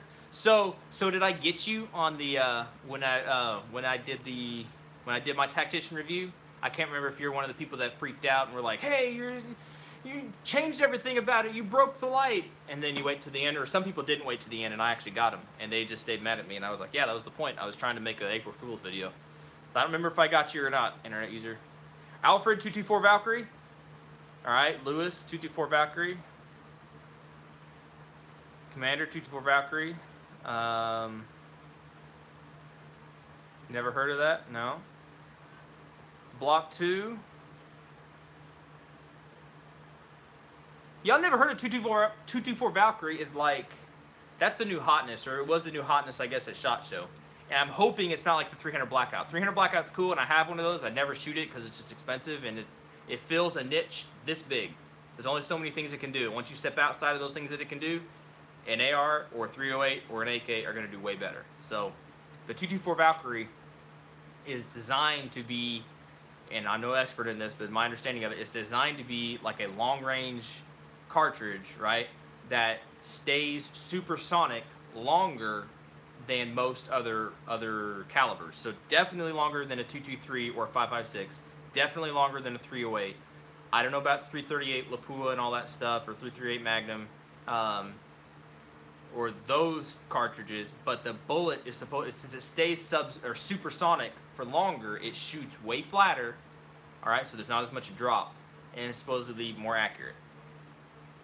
That's up to debate. It's up to skepticism. All depends on your bullet. All depends on a whole bunch of different things. But with a Mark 12, the reason I got thinking of that is because since everything on the AR-15 on a 224 Valkyrie version is the same except for your bolt and your barrel, I messaged who makes it? Allen Engineering. I messaged Allen Engineering, the suppressor manufacturer for my Mark 12, and I asked them specifically, will the 224 Valkyrie shoot and operate with that with the AEM5, with the suppressor? And he said, yeah, it will. So the only thing I would have to change as far as different than an actual Mark 12 would be the barrel and the bolt itself. The problem with me is that the longest I can shoot right now is 300 yards. The guy that I go shoot at his place, he wants to open that up to 500 yards. Well, I think the 224 Valkyrie is said to go supersonic past like 1,000 yards. So ideally, for me to really see any differences, I would need to get a place where I could shoot out to 1,000 yards. Now, I can almost do that in Oklahoma when I go back for Thanksgiving and all those kind of things.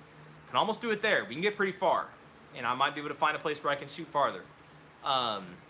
And so that would be a possibility. If I can't shoot farther than that, then it'd be hard to tell. But I'm very interested. I'm interested to see 224 Valkyrie and all that. No, there's no springs in the bump stock. Bump stock's a piece of plastic. I love Demolition Ranch. That guy's awesome. I would love to meet him someday.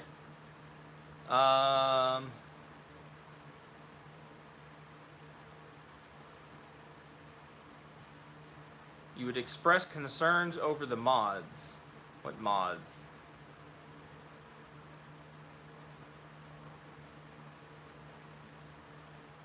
Express concern. My Marine background, pretty simple. I'm a weekend warrior. I'm I think I said it earlier. I'm anti-tank, so we shoot the Joes and Tavlins. Yeah, we shoot the Joes and Tavlins. I need to get off this. I'm getting tired. The javelins and toes, okay? So the anti-tank. So you blow tanks up, you blow buildings up. I've heard people have been blown up, just individual, like, you know, personnel. You can blow them up, I guess, if you really wanted to. If it was high enough, if it was a high value target, I guess you could. A javelin itself is going to run you about $90,000, give or take $1,000 to fire. That's an expensive missile to shoot, okay? The toe, on the other hand, the only ones I've ever fired were in training, and those are all expired Vietnam-era missiles. So half of them will work, half of them would go fly away, half of them would just dump into dirt. So I've had some which are really cool, and I kick myself, and I get mad at my brother every time I think about it, because I had footage of my first, I can actually show you that. I don't know where it is. Shoot. Well, I had it somewhere. I don't know where it is. My first time shooting a toe. I don't know if it was the first time or one of the first times. If you ever look on the back of a Humvee, it's got them big antennas sticking out the back, right?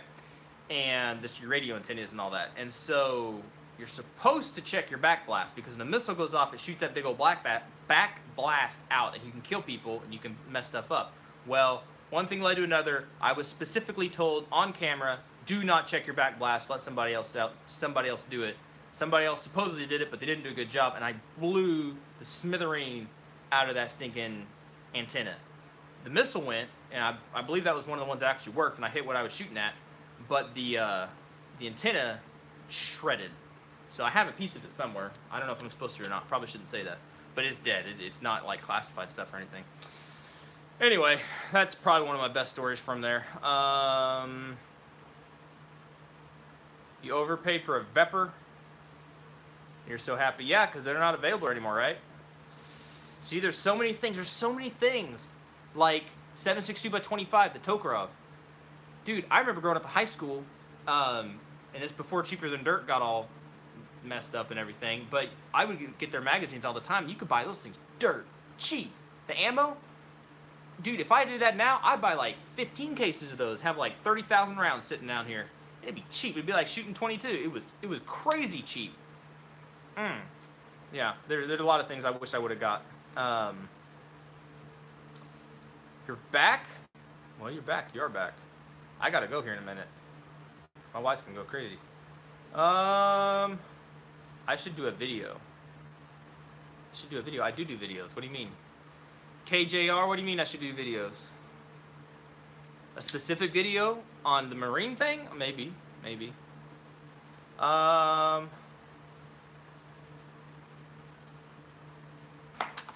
Good grief, I can't touch anything right now. The rechargeable. This guy, the what's it? Orbtronic battery, because I did that battery test thing, and still I had people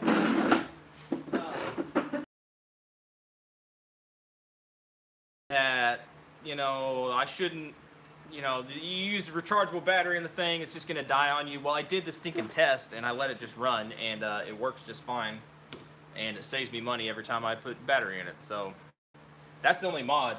The other mods and stuff, they were all fake. I like this light just the way it is, perfectly fine. Perfectly fine for me, except for the battery. And then now that the battery, I can use the battery, the 16650, I have no problems with that at all. So I like it. It's good. It's a good light. It's overpriced, but it's a good light. Hey, on your Marine background, yeah, maybe.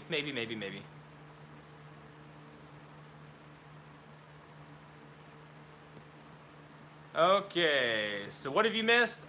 We talked a little bit about Battleborn Pug. Did you weigh in on whether you would see, or whether you would like to see a, what is it, a 224 Valkyrie version of the Mark 12 Mod 1, or would you rather see an SR25/M110? Because that's something I might be trying to build next year or something like that. That is probably the next, besides like my summer build project and just finishing out the stuff I've got going on right now, that's probably my next major build. Trying to decide what y'all would rather see on that. So, the second option, so you'd rather see an SR25, which actually is kind of cool because I keep building Navy SEAL guns, I guess. Not all of them. Most of them.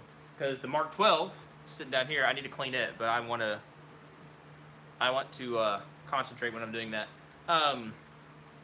The Mark 12, I saw that from Marcos Luttrell, right? And then the SR25, I just, again, watched American Sniper, and Chris Kyle, he uses an SR25, so I keep making these guns from these movies. Quit seeing movies and keep spending money. Wow, that really got way far up there.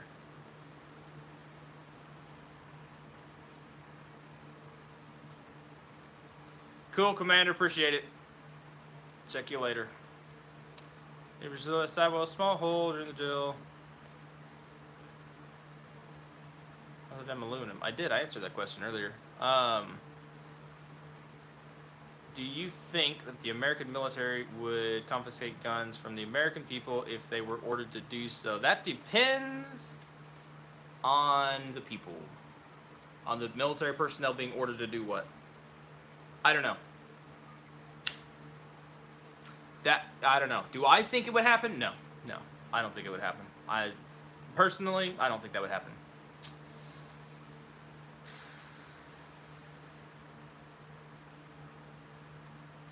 Cool. Fixed C-17s, that's cool.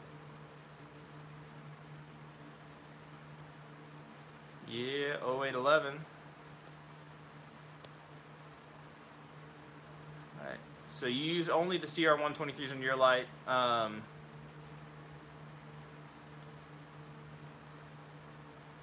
You did take the lanyard ring off? You just don't like changing things even if it's minor. Well, I would say, internet user, I would say, like, I haven't taken that thing off. It's kind of annoying, I guess. I don't use a lanyard. I don't see any major downside to using the lithium batteries. As you saw, maybe you saw, you can go back and look at the video I did on the battery test. They're basically indistinguishable. There's no real difference between using the lithium battery and using these rechargeable batteries, except for your cost. Okay, these are like $7-8 a piece. Okay, and then as far as I know, they're gonna last for a long time. They're gonna last for a long time, and if as long as you have two, you keep one on a charger and you keep one in your light. And if you got anal about it, then every week you just swap them out and you have fresh batteries basically all the time. Because you're not using your light all the time. I'll use it a lot. Maybe not every day, but I'll use it a lot. But I don't know. I'd say if you've never tried the rechargeable ones, now I have crappy rechargeable batteries somewhere. Crappy, nasty Powerizer. These things are crap. These things are stupid. I don't like those, okay? But you get better quality rechargeable batteries. I would say give it a shot. And I mean, yeah, each to their own. You do what you want to do. That's all you got to do. What else we got?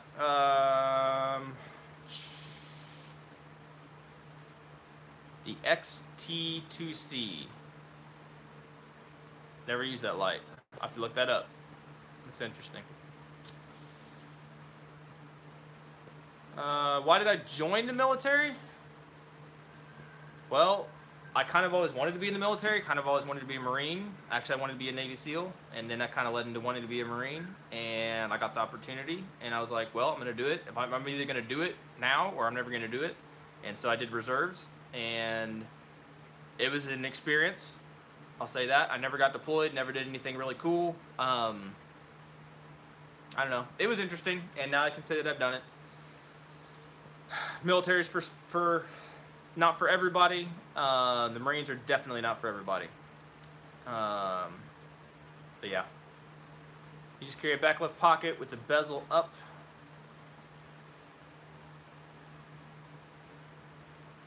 See, that's where I carry my phone. That's the only reason I don't carry my light in my back left pocket. That's where I carry my phone. I probably shouldn't. It's going to get stolen. I don't know. I carry my light in my left front pocket. But I see a lot of people carry it in their back left pocket, but I don't know. Where do you carry your phone? Yeah, where do you carry your phone then? Like, I was looking for my phone. I'm staring at it this whole time. I have the iPhone 7 Plus, right? It's a big old phone, and it takes up my back pocket. So, I don't know. I'm not going to get one of them little holster things for my phone. I'm not that cool yet. Yeah. All right, Alfred. Yep, check the video on Wednesday. I'll have it out. It's pretty cool. It's pretty cool. I don't think you'll be disappointed. I would say go ahead and lap your guns. If you got the time to do it, do it. Appreciate your support, dude. What was training like for the Marines? If you're talking like boot camp, just you're gonna get yelled at and you're gonna march around in a big parking lot for days. To me, that was the hardest part. Is mentally, was stinking marching around in a field, or not even a field, in a hot parking lot, just marching, and just marching. And I didn't. Stupid.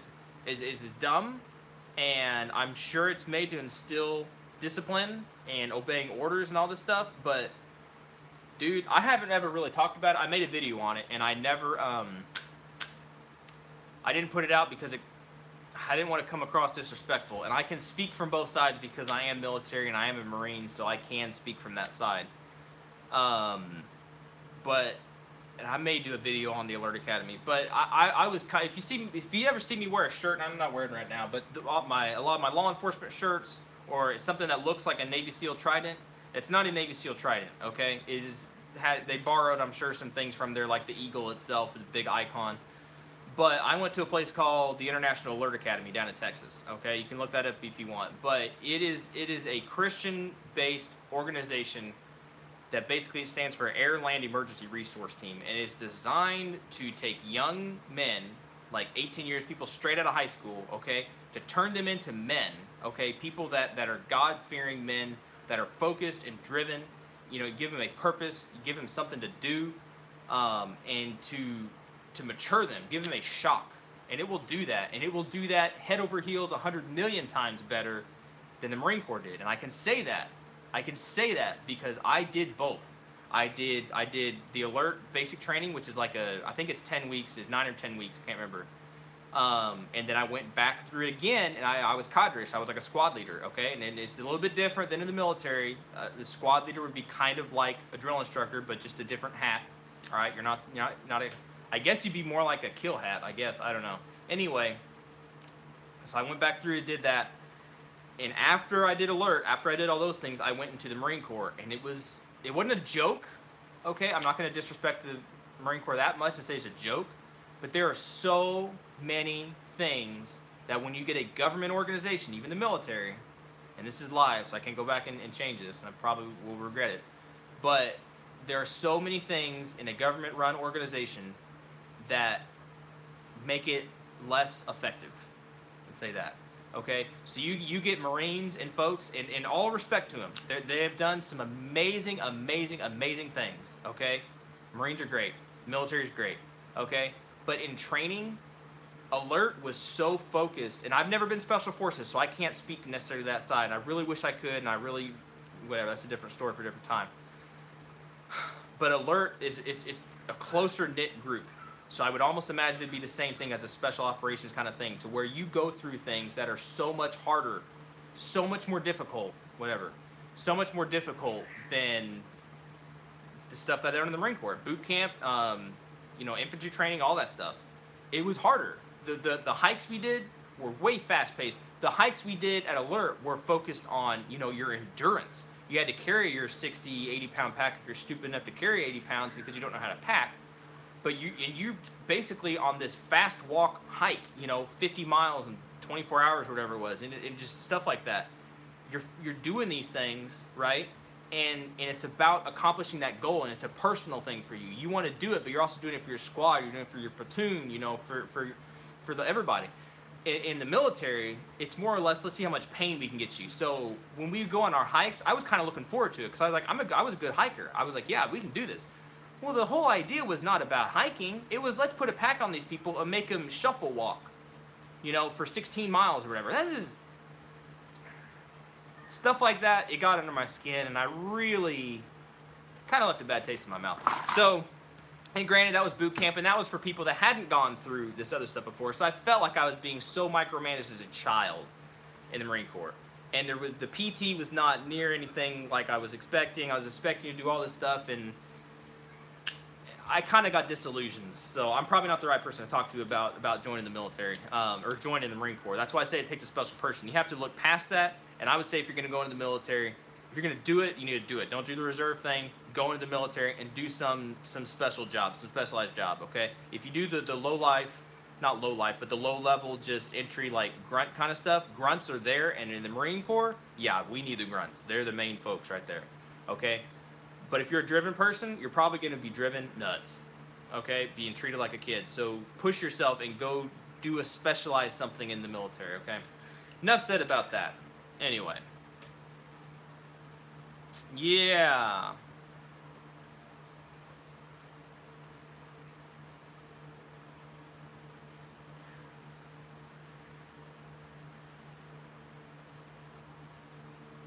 Daniel, okay, the Grim Reaper. If you're talking about the Reaper, the hill, dang. We would run hills like that at Alert. And it wasn't that bad. It wasn't that bad. That hill is not that bad. That hike, the hike that people say is like, oh, I'm gonna die. When it came down to it, it's not that bad. It's a hike. It's all psychological because you've been inundated with this big fear of all these hikes and all this stuff. I don't know. If I could change what? If I could change one thing about if I could change one thing about your last, what would you change?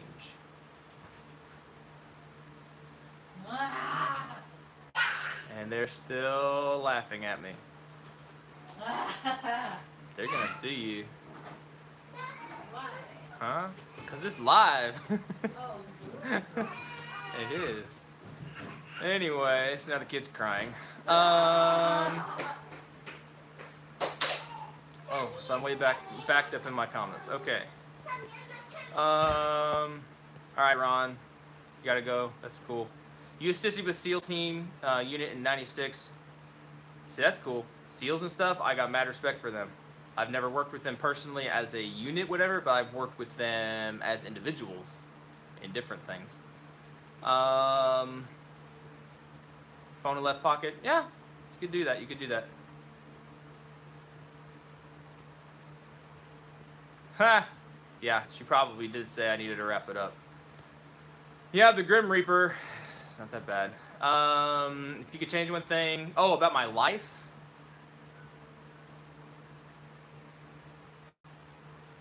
I wouldn't change anything about my life.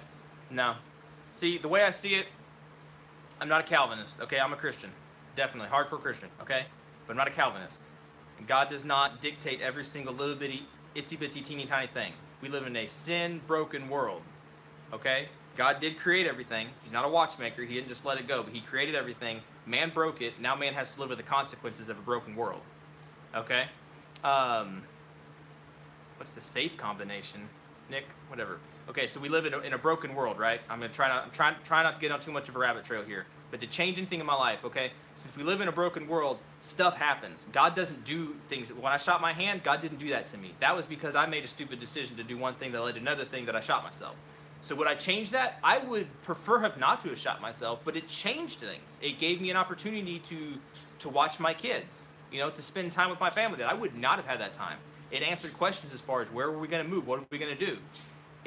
Was it the ideal situation? No, it wasn't. Should I, and I've said before, I really think, and I'm sure everybody has said this, whatever, but I really think I could have made it into some kind of whatever, special forces thing, whatever, just through the things that I've done, like I mentioned at Alert, and the people that have been around, the people that I know Alert, right? And so would I say that I want to go back in my life and change, and after Alert have gone straight into like some specialized whatever? I could have, but then I wouldn't have met my wife. I wouldn't have had the kids that we have. I wouldn't have the friends that I have now. I would have a whole different life. And maybe that life would have been good, but that's not what happened, you know? So I wouldn't change anything. Life is what it is, and I don't know. I don't know how to explain that, but yeah, I wouldn't change anything. I really, really, really wouldn't change anything. I don't know. Like I said, we live in a broken world. So if you tried to fix it, then maybe I would have gone and done some thing, whatever, stayed in law enforcement, got into SRT, Special Response Team, and seen some horrible, nasty stuff that would have changed my life, and I would become a drunken alcoholic. Who knows? So that didn't happen to me, and so I don't know what I got spared by having the life that I have now. So I don't know. So no, live the life that you have, and don't sit and think about what coulda, shoulda, woulda happened, because it didn't happen. So live the life that you do have. That's what I would say. So I wouldn't change anything. Nothing at all. Nothing at all.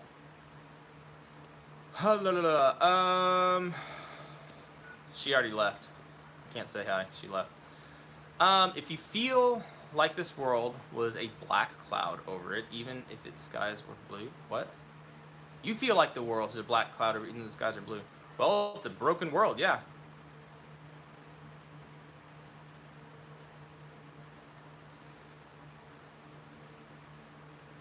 Yep. Stuff happens. Stuff happens. And that's what people can easily get into this Calvinistic thing, to where their God, basically, the way that they portray him, he dictates everything. Well, God doesn't do that. God is not there to dictate, you know, whether you're going to go to the grocery store or not, or whether you're going to step out at this time or not. You make a choice to do that, and you live with the consequences of that. That's what people don't understand. People don't get that.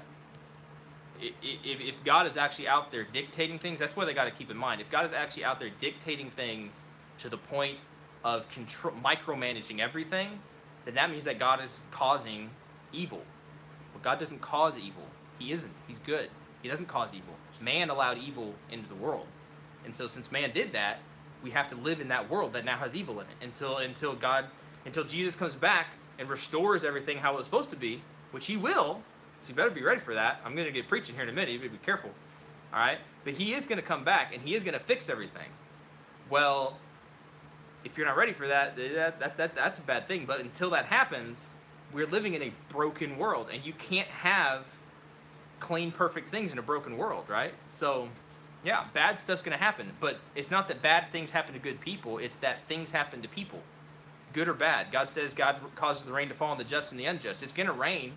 I don't care if your neighbor is the worst, horrible, Hitler-esque person in the world. Well, when it rains, he's still going to get rain on his yard. His yard's still going to grow. When he goes to his job, he's still going to get paid. You know, that's not God punishing or allowing whatever. It's just, that is what it is. That's not, yeah. I hope that makes sense. Yeah. Anyway. That was fun. Yeah. I could get onto that stuff. Y'all better be careful or I will do that. No, yeah, you're right, internet user. God had no intention of that. It is what it is. It happened. Dude, Battle-Worn Pug. She's not gonna hear me. The door's shut. Hindsight's always 20/20. That is so right. What kind of gun do I have right now? I have an 80%. Just an AR lower right now. I got a bunch of guns right here. I don't know. You gotta be more specific than that. If the devil punishes people for doing bad things, doesn't that make him goo? Well, the devil doesn't punish anybody. That's a misconception right there. The devil is being punished, let's say that. In the end, all I could want is to be carried by Lord into heaven. Well, it's very easy to do. Dude, anybody that sees this, okay, internet user, there's no, like, in the end, all you want is that, well, you know all you have to do is you got to believe Jesus, believe that he came, he died for your sins, he rose from the dead, he paid your price for your sin. Believe that in your heart and basically thank him for it and receive that gift of salvation. That's all you got to do. That's it. That's it. There's no other thing you got to do. If you truly, honestly, 100% believe that Jesus did that, it's belief. Believe on the Lord Jesus Christ and thou shalt be saved. That's it. That's it. There's no good works. You don't have to become a good person and then get saved because nobody can be good. People get that all messed up. It's not about that at all. People said hi to you. Huh? Because you walked in here and people said hi. I didn't flip it. They heard you walk in. They said hi. So there you go. She walked in. I said hi. Doesn't that make him good? No, no. If the devil punishes, like I was saying, if the devil punishes people, wow, we really got on a spiritual kick here. If the devil punishes people for doing bad things, doesn't it make him good? You say good. No, it doesn't make him good because he doesn't punish people. He doesn't punish people. About 1/1000% about anything. Well, no, we don't know much either. Anyway, there you go, Battleborn. There's no such thing as the biggest Christian, dude. If you're saved, you're saved. If you're saved, you're saved, and that's it. That's all you have to do to get to heaven. Now, as far as rewards and other stuff that you get in heaven, it's the same as anything else. If you work for God and you do your best and you do what he calls you to do, well, there are rewards. The Bible does talk about that. So, check out my church. They have a Facebook, Open Door Baptist. Check them out. They are semi-controversial and some different things that they talk about. But it's interesting stuff. All right? Check that out. Open Door Baptist. Go check them on their Facebook and all that kind of stuff, okay? And be sincere in your belief. Yep. Because if you're not sincere, it doesn't make any difference. Anyway, I think I'm about done. I need to go drink some water because my voice is really getting hoarse, and I need to clean that thing, and I want to spend some specific time on that. One thing I do have is this. This is not correct. All right, this is not clone correct at all. Just dropped it. But these little things, I've never used these. The guide rod, whatever, that goes into the chamber of your upper receiver, and a bore guide, whatever it's called, I don't remember. Use this thing, and I'm gonna try it out and see if it actually helps or does anything. But that's one thing we're gonna do. Okay, a couple more questions, then I gotta go. Let's see. Never know. Could be brothers. I don't know. Thomas says something like that. We don't know much about anything in the grand scheme of things. No, we don't, but we can know a lot. Because the Bible tells us the end of the story. It doesn't tell us everything in between, but it tells us the end. So you kind of can see how things are going, and you can derive from there. All right, anybody got any other big things? Yeah. All right, Battleborn, we'll catch you later. Any other pressing questions, and we will get gone. I got stuff I got to do. Thankfully it's cooling off. Cooled off 1 degree outside, cooling off a little bit in here. Internet user, no problem. Anyway, y'all be good, as always. Be safe. Maybe we'll do this again. Maybe we'll do this a little bit more often. I did this a while back ago, and it did not go on for 2 hours. Holy cow. Yeah, it went on forever. I appreciate y'all like sticking around. That's cool. I really, really do. I think it's cool. Check out, I don't know if I can link things below, whatever, but check out the giveaway. It's still going strong. Okay, we still got 4 days left for the Colt upper, for the assault pencils, and for the trigger safe. Okay, these things are still going on. Still got 4 days. Got 111 people entering, and then like 40,000 entries. So there's a lot of entries still left to be got. Go for that stuff. Y'all be good. Always appreciate your support. Yeah, ask your questions, do your stuff, do your thing, and we'll chat at y'all later. All right, y'all be good, be safe. Catch you later. And we'll quit this thing. I'll eat dinner. How do I stop this? I think I hit this button right here. Hit this button. Ending. Yep, ending. Here we go. See y'all.